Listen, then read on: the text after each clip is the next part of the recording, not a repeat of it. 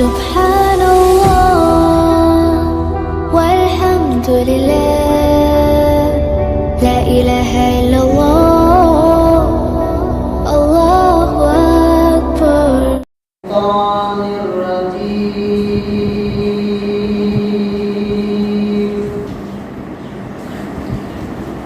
بسم الله الرحمن الرحيم.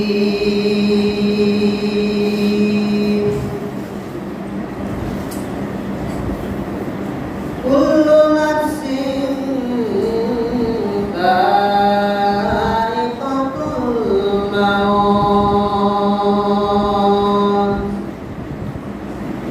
وإنما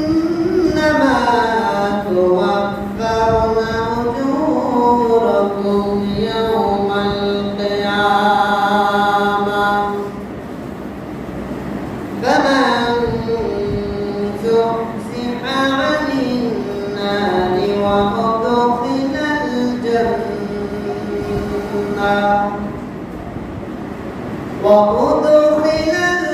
الجنة فقد فاز. وما الحياة الدنيا إلا متاع الغرور.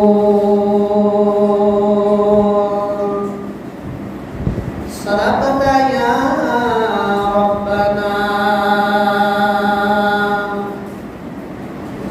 إن الله وملائكته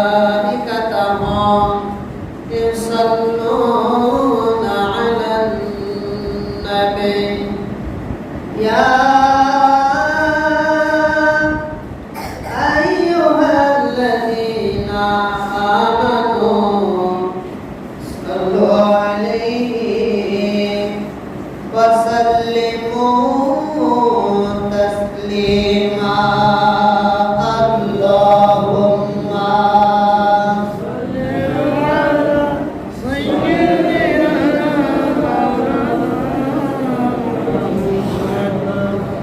وعلى سيدنا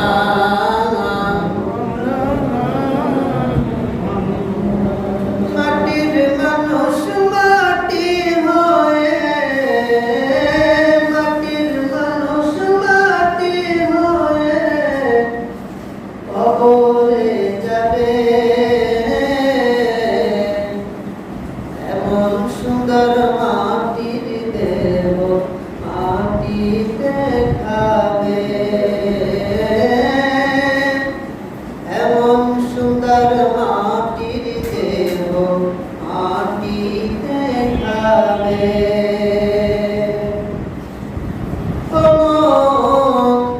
চিন্তা করো না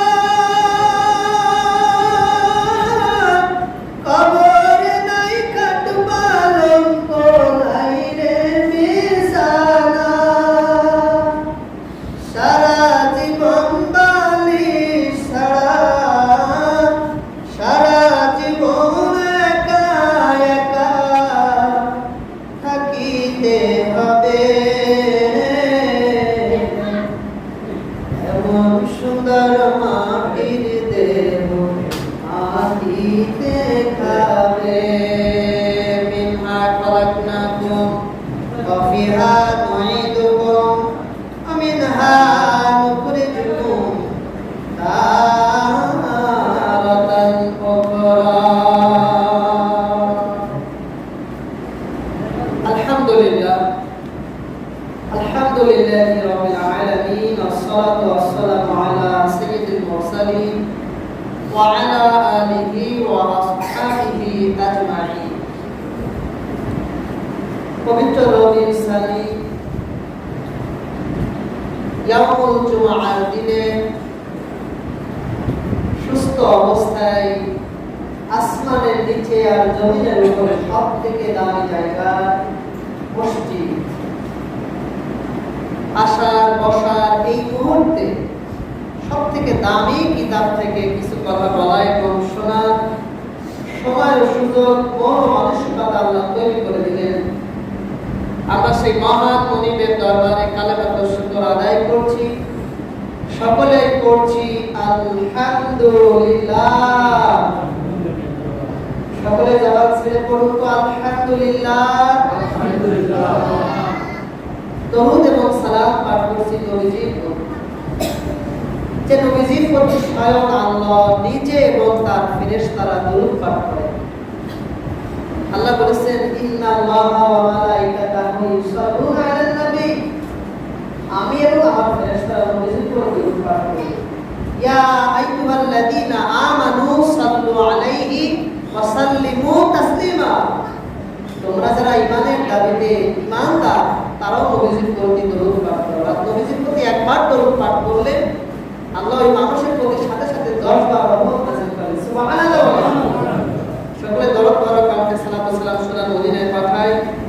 সকলে পড়ছি সাল্লাল্লাহু আলাইহি ওয়াসাল্লাম। সম্মানিত উপস্থিতি, পবিত্র রবিউল সানির ইয়ামুল জুমাআর দিনে আল্লাহ অনাকাঙ্ক্ষিতভাবে এখানে আসার এবং কিছু কথা বলার সুযোগ করে দিয়েছেন। যে মারিফতে যে শুরুতে সেটা হচ্ছে আমার একান্ত প্রিয় শ্রদ্ধাভাজন বড় ভাই, আপনাদের দায়িত্বশীল হযরত মাওলানা ফজলুর রহমান ভাই, এবং সকালে কথা হয়েছে আমার একান্ত প্রিয় ভাই জনাব শরীফুল ইসলাম ভাই। কিছুদিন আগে তার ভাইজান দুনিয়ার থেকে বিদায় নিয়েছেন, আমরা জানাজায় একসাথেই ছিলাম। তার দোয়ার উদ্দেশ্যে আজকের এই রুহুল মাগফিরাত দোয়া মাহফিল। সে আলোকে ভাই আমাকে বলছিলেন যে আপনি যদি একটু আসতেন তাহলে আরো খুশি হতাম। আলহামদুলিল্লাহ, আমার দায়িত্ব।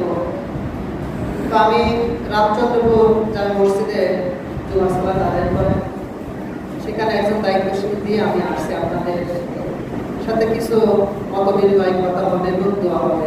সকলে বলুন তো আলহামদুলিল্লাহ। মৃত মোশাররফ হোসেন ভাই চলে গিয়েছে, আজকে তার দোয়া মাহফিল। আচ্ছা বলেন তো, দোয়া করা ছাড়া তার জন্য আর বেশি কিছু করার সুযোগ আছে আমাদের? আর কোনো কিছু করার সুযোগ আছে? এই যে আদরের ভাই, কত কিছু ইচ্ছা হচ্ছে, কিন্তু দোয়া করা ছাড়া আর কিছুই সুযোগ নেই। আর একটা মানুষের মৃত্যুর পরে দোয়াই সবচেয়ে বড় হাদিয়া, সবচেয়ে বড় হাদিয়া। তো আসুন আমরা, সে তো তার জায়গায় পৌঁছে গিয়েছে, আমরা অন্তর খুলে আজকে দোয়া করবো। এবং সেই সাথে আমরাও যারা বসেছি, আমাদের অনেকের আপনজন, হয়তো মা নেই, বাবা নেই, আপনজন কবরে, আমরা কবরে, আমাদেরও দায়িত্ব তাদের জন্য দোয়া করা। আসুন তাদের জন্য দোয়ায় শামিল রেখে এবং আজকের এই আলোচনা থেকে আমাদের জন্য কি শিক্ষা, সে আলোকে আমি কালাম হাকিম থেকে তার সাথে মিল রেখে একটা আয়াত তেলাওয়াত করেছি। আল্লাহ আমাকে সংক্ষিপ্ত সময়ের ভিতরে কথা বলা এবং আপনাদেরকে শোনা, এর মধ্য দিয়ে উভয়কেই সঠিক বুঝ দিয়ে আমল করার তৌফিক যেন সকলকেই দান করেন। সকলে একটু অন্তর খুলে বলেন তো আমিন। একটু অন্তর দিয়ে বলেন আল্লাহুম্মা আমিন। বলুন আমার সাথে, লা হাওলা ওয়ালা কুওয়াতা ইল্লা বিল্লাহ, আস্তাগফিরুল্লাহ, আস্তাগফিরুল্লাহ, আস্তাগফিরুল্লাহ, সাল্লাল্লাহু আলাইহি ওয়াসাল্লাম। আমি কালামে হাকিম থেকে ৩য় নম্বর সূরা, সূরা আল ইমরানের 185 নম্বর আয়াত তেলাওয়াত করেছি।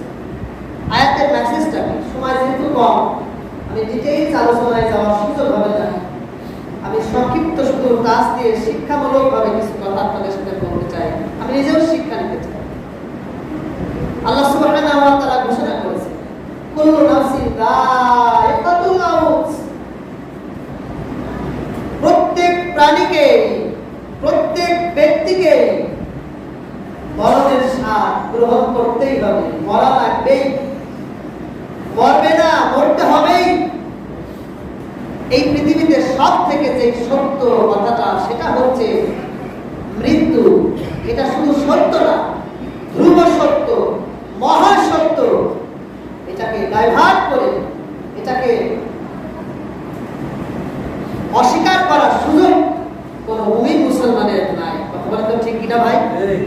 ভাই, যদি তাই হতো, গতকালকে মর্মান্তিক একটা সড়ক দুর্ঘটনায় 2টা প্রাণ জায়গায় চলে গিয়েছে। আমি ওই জানাজায় শেষ পর্যন্ত ছিলাম, দাফন করে দিয়েছি। কেন জানি আমার ওখান থেকে মনটা বাড়ির দিকে যেতে চাচ্ছি।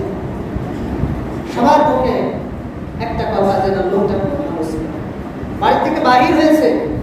এই সফর যে তার শেষ সফর, আর বাড়ি ফিরবে না, বাড়ি ফিরতে হবে কফিনে করে, সে কিন্তু এটা জানতো না। আমরা এখানে এসেছি, আমাদের আবার ফেরাটা কিভাবে হবে আমরাও তো জানি না। কথা বলেন তো ঠিক কিনা? আর আল্লাহ আমাদের শিক্ষা দেওয়ার জন্য বলছেন প্রত্যেক প্রাণীকে করতে হবে। এরপরে আল্লাহ বলছেন ওয়া ইন্নামা তুওয়াফাউনা উজুরাকুম ইয়াওমাল কিয়ামা, আর কিয়ামতের দিন আল্লাহ প্রত্যেকটা মানুষের পূর্ণ প্রতিদান দেবেন। সেই প্রতিদানটা কি? সেই প্রতিদানটা হচ্ছে, আল্লাহ বলছেন প্রত্যেকটা মানুষ যে কোনো কাজ করে সেটা দিক হয় 2টা। একটু কথা বলতে, কয়টা? কয়টা? আমার দিকে তাকে বলেন, কয়টা? 2টা। প্রত্যেকটা কাজের 2টা দিক আছে। হয় কাজটা ভালো হবে, না হয় খারাপ হবে। হয় সওয়াবের হবে, না হয়, আমার সাথে কথা বলেন, হয় জান্নাতে যাওয়ার জন্য হবে, না হয় জাহান্নামের জন্য। এই যে প্রত্যেকটা কাজের 2টা দিক, এই কাজের পূর্ণ প্রতিদান আল্লাহ কিয়ামতের ময়দানে দিয়ে দেবেন। যা যা করছি, যা যা বলছি, পূর্ণ প্রতিদান আল্লাহ কিয়ামতের ময়দানে দেবেন। এবং এই প্রতিদান দেওয়ার পরে আল্লাহ বললেন এক শ্রেণীর মানুষ সফল কাম হবে। কয় শ্রেণীর মানুষ? ওই সফল কাম ব্যক্তি কারা? আল্লাহ বললেন ফামান যুহজিহা আনিন নার ওয়া উদখিলাল জান্নাহ ফাকাদ ফাজ। তারাই সফল কাম হবে যারা জাহান্নামের কঠিন আযাব থেকে, আগুন থেকে মুক্তি পেয়ে যাবে এবং সরাসরি জান্নাতে প্রবেশ করবে। তারাই হবে সফল কাম। একটু জোরে বলা যাবে না সুবহানাল্লাহ? তাহলে জাহান্নাম থেকে মুক্তি পেতে হবে আর জান্নাতে যাওয়া লাগবে, এই মানুষেরই সফল কাম হবে। আচ্ছা, সেই কাজটাকে করা লাগবে কবরে না হাসরে? জান্নাতে যাওয়ার কাজ করা লাগবে, এই কাজটা কি কবরেতে করা লাগবে না হাসরে করা লাগবে? আমার কথা বুঝে বলেন।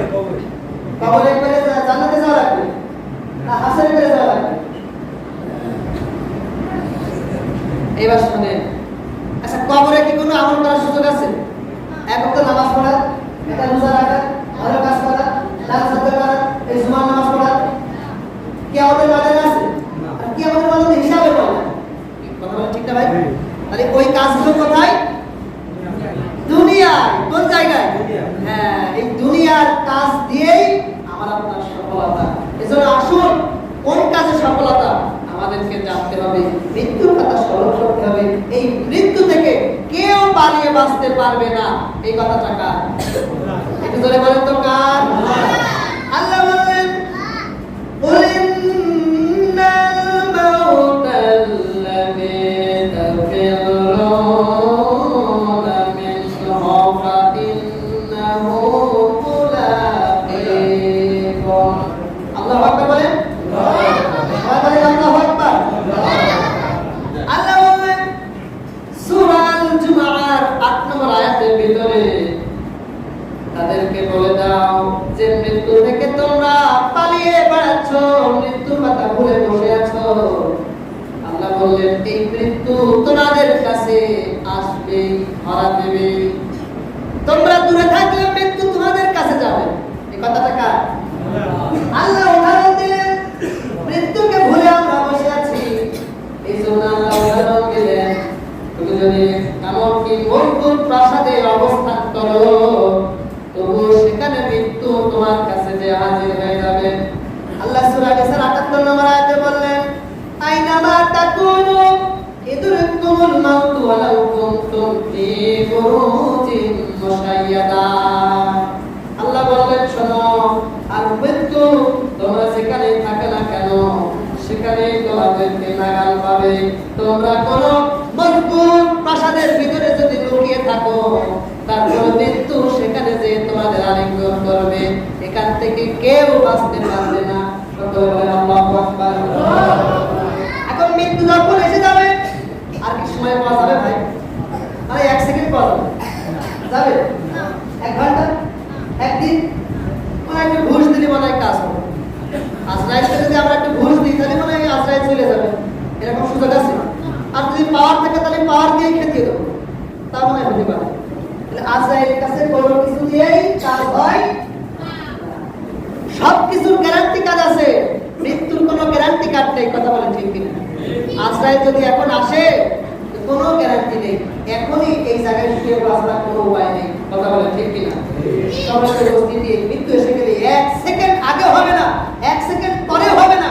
আল্লাহ সেই কথাটা আমাদের শিক্ষার জন্য বলছেন, ফাইদা জা আজালুহুম লা ইস্তাখিরুনা সাআতাও ওয়া লা ইস্তাকদিমুন। এই মৃত্যু যখন তোমাদের কাছে এসে ধরা দেবে, এক মুহূর্তেও তোমাদেরকে আর সুযোগ দেওয়া হবে না। তাহলে একটু চিন্তা করুন, আমি আপনি যে অবস্থায় আছি, যে অবস্থায় চলাফেরা করছি, একটু নিজের বিবেকের আয়নার কাছে নিজেকে দাঁড় করে দিতে হবে। ওই মৃত মুশাররফ ভাইটাকে চিন্তা করতে হবে যে ভাই তো তার জায়গায় চলে গেছে, আজকে দোয়া করবো, কিন্তু এই মুহূর্তে আমার মৃত্যু আসলে আমার ফজরের নামাজটা কোথায় গেল, আমার বিগত একদিনের হিসাবটা কোথায় গেল, 1 সপ্তাহের হিসাবটা কি হবে, 1 মাসের হিসাবটা কি হবে, 1 বছরের হিসাবটা কি হবে, গোটা আমার জিন্দগি 30, 40, 50 বছর হিসাবটা আমার কি হবে।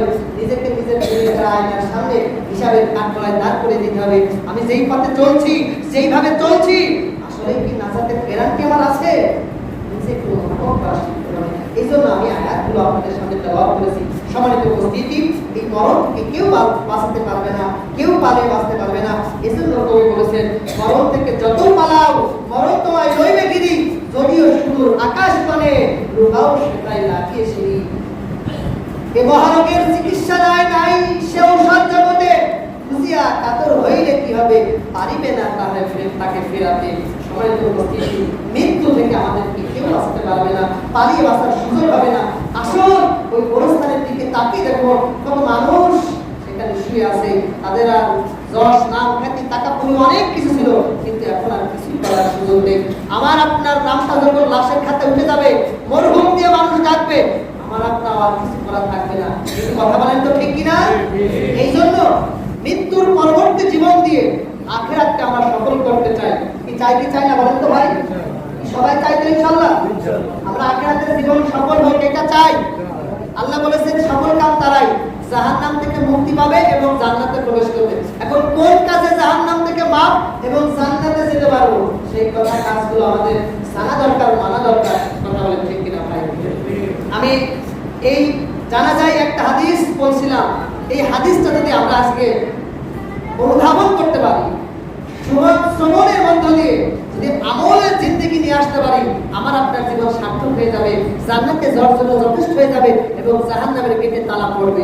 একটু জোরে বলা যাবে না সুবহানাল্লাহ? সকলে বলা যাবে না সুবহানাল্লাহ? আমি যে সময় আছে এই সময়ের আলোকে, এই হাদিসের আলোকে আমাদের জীবনটা সফল করতে চাই। সম্মানিত উপস্থিতি, এভরিবডি আলোচনাটা সকলের জন্য সমানভাবে প্রযোজ্য। যদি হেদায়েতের উদ্দেশ্যে আমরা একটু শুনি এবং আমলের উদ্দেশ্যে যদি শুনি, দল মত নির্বিশেষে যদি বাহিরে যা আছে সেখানেই থাক, এই জায়গায় আসছি এক আল্লাহর গোলাম, আমাদের কিতাব এক, আমাদের নবী এক, আমাদের আল্লাহ এক, আমাদের মৃত্যু হবে। এই কথা চিন্তা করে যদি হাদিসটা শোনা যায়, আমল করা যায়, আমার আপনার জীবন সার্থক হয়ে যাবে। সম্মানিত উপস্থিতি, মৃত্যুর হাত থেকে কেউ আমাদেরকে বাঁচাতে পারবে না। আল্লাহ আমাদের এই আলোচনার মধ্য দিয়ে জিন্দেগি গড়া তৌফিক দান করুন ঈমানের আমলের উপরে। সকলে বলুন তো আমিন। জোরে বলুন আমিন। সম্মানিত উপস্থিতি, সিয়াসিত্তা সুনানে আবু দাউদ হাদিস নম্বর 4753 নম্বর হাদিস। আবার শুনুন, সুনানে আবু দাউদ 4753 নম্বর হাদিস। আমি যে হাদিসের আলোচনা এখন আপনাদের সামনে আলোকপাত করতে চাই, আপনাদের হাতে স্মার্টফোন আছে, আল হাদিস নামে একটা অ্যাপ আছে, শুধু ডাউনলোড দেবেন, ইনস্টল করবেন, ওখান থেকে সার্চ দেবেন, আপনারা এই সিয়াসিত্তার আবু দাউদ শরীফের হাদিসটা পেয়ে যাবেন। এখান থেকে আমাদের অনেক শিক্ষার আছে, আমাদের বাস্তব জীবনের এই আমল দিয়ে আখিরাতে সফল হতে হবে। সম্মানিত উপস্থিতি, সেই আলোকে মনোযোগ দিয়ে হাদিসটা শুনতে হবে।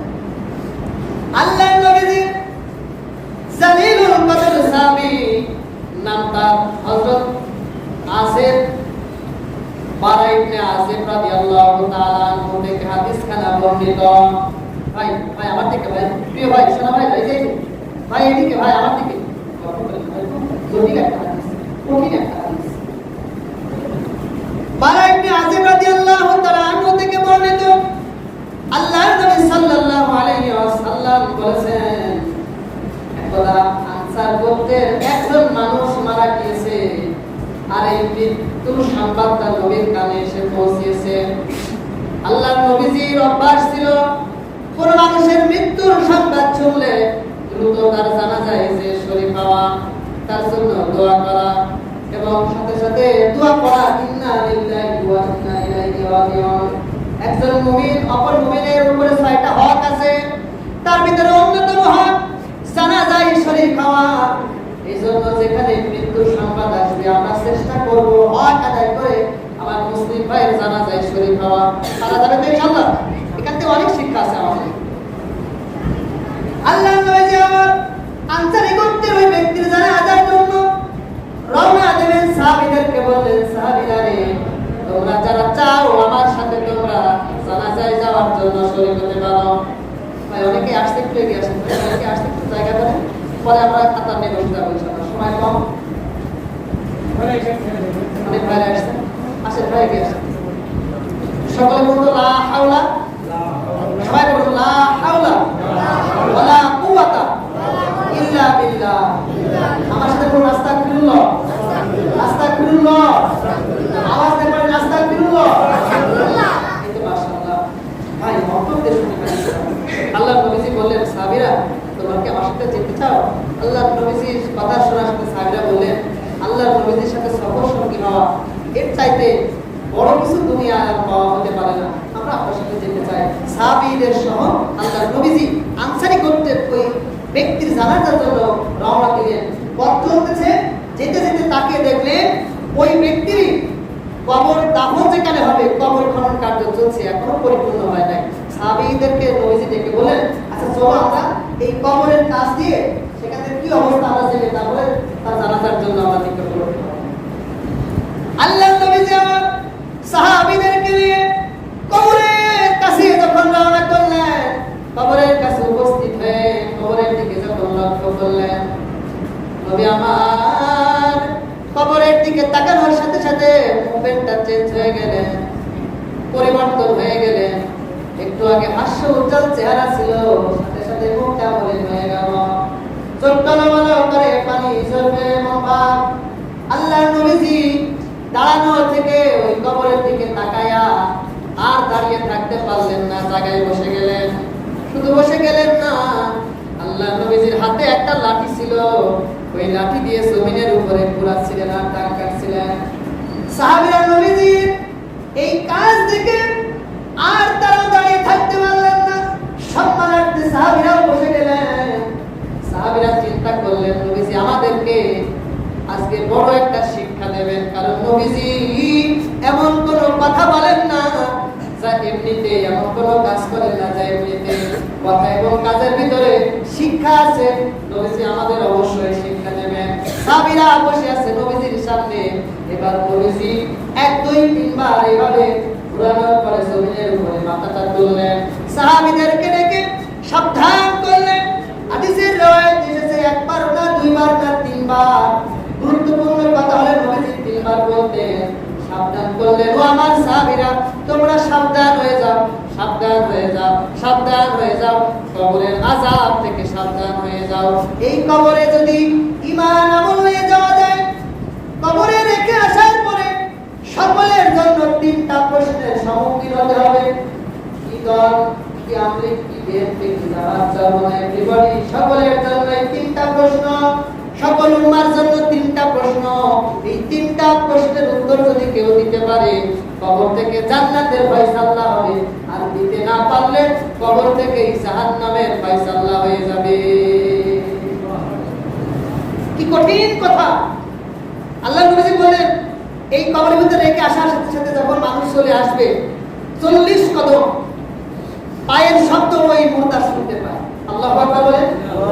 40 কদম যখন অতিবাহিত হয়ে যায়, তখন বলতে থাকে, আমার ভাইরা আমাকে রেখে তোমরা কোথায় যাচ্ছ? বাবাকে ডাকতে থাকে, আত্মীয় স্বজনকে ডাকতে থাকে, এই গহীন জঙ্গলে একা রেখে আমাকে কোথায় রেখে চলে যাচ্ছ? তোমরা তো আমার বন্ধু ছিলে, দুনিয়াতে সাথী হয়েছিলে, অনেক সঙ্গ দিয়েছিলে, এখানে একটা লাইট নাই, এখানে একটা সাথী নাই, কোনো বাতি নাই, তোমরা কোথায় ফিরে যাচ্ছ? কিন্তু এই কথা মানব মণ্ডলী শুনতে পারে না, পশু পাখি ছাড়া। পশু পাখিরা এই কথা শুনতে পারে। সমাজকে 40 কদম আসার পরে যখন ফেরেশতারা তাদেরকে উঠিয়ে দেবে, উঠে যাওয়ার সাথে সাথে তিনটা প্রশ্ন বহন করবে।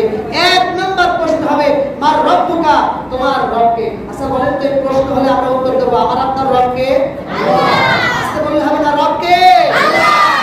এই প্রশ্নের উত্তর মধ্যে রাখা লাগবে। আপনি যেই মতের যেই জায়গা হন না কেন, যেই হন না কেন, প্রশ্নের উত্তর না থাকলে কবর আপনার সাথে বন্ধুত্বপূর্ণ আচরণ করবে না, শত্রু হয়ে যাবে। আচ্ছা এখন কি এই প্রশ্নের উত্তর আমাদের পক্ষে আছে? আছে কি? আমরা মুখে বললাম রব আল্লাহ, এটাই কি যথার্থ? এটাই কি যথেষ্ট? না, এটা বলতে পারবে কারা? সংক্ষিপ্ত শুনে যান, আমি এখনই শেষ করে দিব। সম্মানিত উপস্থিতি, এটা বলতে পারবে আমাদের রবের অর্থ জানা লাগবে, ওই অর্থ জানার পরে মানা লাগবে। এখন রবের অর্থ কি তাই তো জানি না। রবের যতগুলি অর্থ আছে আপনি অভিধান খোলেন, আপনি দেখেন, ট্রান্সলেশন করেন।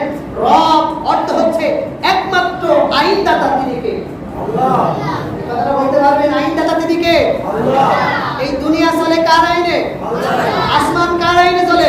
আল্লাহ। জমিন চলবে কার আইনে? আল্লাহ। আল্লাহ বলেছেন আলাহুল খালকু ওয়াল আমর, এই সৃষ্টি আমার, এখানে আইনও চলবে আমার, কোনো মানুষের আইন চলবে না। আর মানুষের আইনের পিছনে যারা ঘুরবে এই উত্তর তারা দিতে পারবে না। কথা বলেন ঠিক কিনা? ক্লিয়ার? এই জন্য আমার আন্দোলন, আমার জিহাদ, আমার চেষ্টা, আমার স্লোগান, আমার দল, আমার নেতা, দেখেন তো এই আল্লাহর আইনের প্রতিষ্ঠার পিছনে আছে কিনা, নাকি মানব রচিত আইনের পিছনে আছে সেকুলারিজম, ধর্মনিরপেক্ষতাবাদ? আজকে সাবধান হতে হবে ভাই। যদি এই প্রশ্নের উত্তর বুঝতে হয়, আল্লাহর আইন মানা ছাড়া কোনো উপায় নাই। একবার কথা বলুন ঠিক কিনা? দ্বিতীয় নম্বর প্রশ্ন হবে আমার নবী কোথা, তোমার নবীকে। আচ্ছা বলেন তো, এই প্রশ্ন হলে আমাদের উত্তর হবে কি আমাদের নবীকে?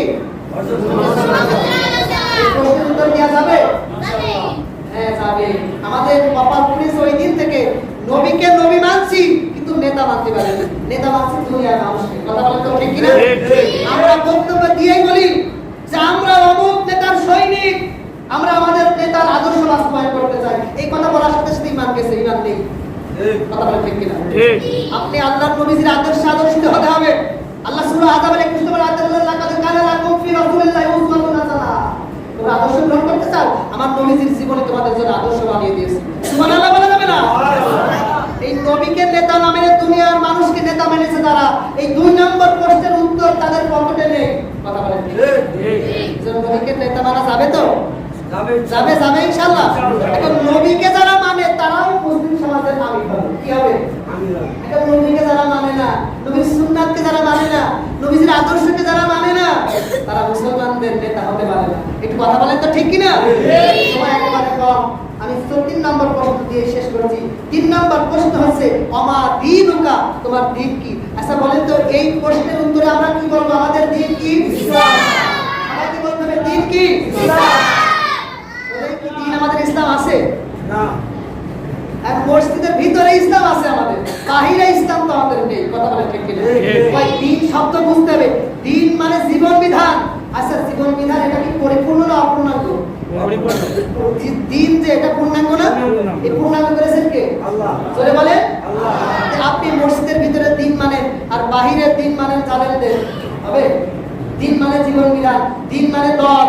যদি যতক্ষণ পর্যন্ত আপনার দলে ইসলাম থাকবে না, ওই দলের মূল এজেন্ডা ইসলাম হবে না, ততক্ষণ পর্যন্ত 3 নম্বর প্রশ্নের উত্তর আমার আপনার পকেটে নেই। কথা বলেন ঠিক কিনা? ওই নেতা আর দল চুরি করে নিয়ে চলে গিয়েছে কিছু স্বার্থ দেখিয়ে, কিছু লোক দেখিয়ে। আর কতদিন, আর কতদিন? আসুন না এই মৃত্যু থেকে শিক্ষা নিয়ে দুনিয়ার সব কিছু বাদ দিয়ে এক আল্লাহর গোলাম হয়ে যায় এবং নবীকে নেতা মেনে এবং দিন ইসলামকে আমরা গ্রহণ করে মৃত্যুবরণ করতে পারি। আল্লাহ তাওফিক দান করুন, জোরে বলুন আমিন। এরপরে কবরে যখন নামানো হয় তখন ইমাম সাহেব একটা দোয়া পড়ায়। কি দোয়া? গতকালকে আমি এই দোয়াটা ওখানে জোরে পড়ি, তার অর্থ পড়াইছি। আর অর্থ না জানার কারণে আমরা খুব বিজি আছি। একটা দোয়া পড়ায়। কি দোয়া ভাই? বিসমিল্লাহি, পড়েন আমার সাথে। বিসমিল্লাহি ওয়া আলা মিল্লাতে রাসূলিল্লাহ। আচ্ছা এই দোয়াটা আমভাবে সবার জন্য পড়া হয় না? সবার জন্য হয় না? মানে মুসলিম যারা সবার জন্য হয় না? সব দোয়ার অর্থ শোনেন। আল্লাহর নামে, বলেন কার নামে? আল্লাহর নামে। রাসূলের দলে, কার দলে? রেখে গেলাম, আপনি কবুল করে নেন। আচ্ছা দুনিয়াতে আল্লাহর নামে কাজ করলাম না, আল্লাহকে মানলাম না, রসুলকে আমরা নেতা মানলাম না এবং রসুলের দল করলাম না, আর রসুলের দলের বিরোধী থাকলাম, আপনি সারাদিন স্লোগান দিলেন শয়তানের দলের পক্ষে, কবরে গেলে নবীজি তার দলে নেবে? কথা বলে নেবে? এজন্য এই দোয়াটা আসলে পড়া আর না পড়া যদি আমার বাস্তব জীবনে আমল থাকে তাহলে সার্থকভাবে, আর না থাকলে কাবা ঘরের ইমামও যদি দোয়া পড়ায় এই দোয়ায় কাজ হবে না। কথা বলে ঠিক কিনা? আসুন, আমি আয়াত তেলাওয়াত করেছিলাম সূরা নিসা থেকে, আসুন আমরা সেই আয়াত থেকে আমরা শিক্ষা নিই। আমাদের মৃত্যুবরণ করতে হবে, আর আখিরাতে সফলকাম হতে হলে জাহান্নাম থেকে মুক্তি পেতে হবে, জান্নাতে প্রবেশ করতে হবে। আর জাহান্নাম থেকে মুক্তি পাওয়ার একমাত্র পথ, জান্নাতে প্রবেশ করার একমাত্র পথ আজ এবং এখনই সুনানে আবু দাউদের 4753 নম্বর হাদিসের আমল করা। আমরা একমাত্র আইন মানবো আল্লাহর আইন ছাড়া। দিল্লির ওয়াশিংটনের কোন আইন আমরা মানবো না, কোন মানবরচিত আইনের পিছনে ছুটবো না, একমাত্র আল্লাহর গোলামি করবো। এবং নেতা হবে নবী মুহাম্মদ রাসূলুল্লাহ সাল্লাল্লাহু আলাইহি সাল্লাম, এবং নবীকে যারা মানে তারা মুসলিম সমাজের আমির হবে। এবং সম্মানিত উপস্থিতি, আমাদের দল হবে ইসলাম। যদি এই তিনটা প্রশ্নের আলোকে আজ এবং এখন ইস্তেগফার করে তওবা করে ফিরে এসে যদি আমরা কাজ শুরু করতে পারি, আল্লাহ ওই ভাইয়ের দোয়ার জন্য আমাদের কবুল করেছেন। আমরা যখন কবরে যাব এই দোয়া করা আর না করা ফলপ্রসূ হবে যদি এই হাদিসের আলোকে জীবন গঠন করা যায়। আমি সকলের কাছে দোয়া করে আজকের এই সংক্ষিপ্ত আলোচনা এখানে শেষ করছি। এবং আমার সম্মানিত শ্রোতাভাজন দুজন ভাই এখানে বসে আছেন, আপনার দায়িত্বশীল, তারা আপন ভাইজানকে হারিয়ে তারা দোয়ার আয়োজন করেছেন। ইনশাআল্লাহ আমরা নামাজ পড়ি তার উদ্দেশ্যে।